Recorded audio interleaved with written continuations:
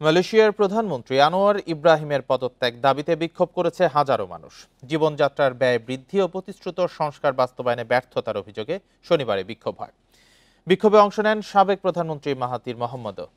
রাজধানী কুয়ালালামপুরের বিভিন্ন স্থানে জড়ো হয়ে স্বাধীনতা স্কয়ারে সমবেত হন বিক্ষোভকারীরা। এ সময় প্রধানমন্ত্রীর পদত্যাগ দাবি করেন তারা।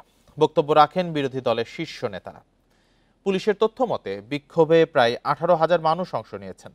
সংস্কারের প্রতিশ্রুতি দিয়ে 2022 সালের নভেম্বরে ক্ষমতায় আসেন আনোয়ার ইব্রাহিম। সরকারের রাজস্ব বাড়াতে তার সরকার সম্পত্তি বিক্রয় ও সেবার উপর কর বাড়িয়েছে এবং ভর্তুকি ঢেলে সাজিয়েছে।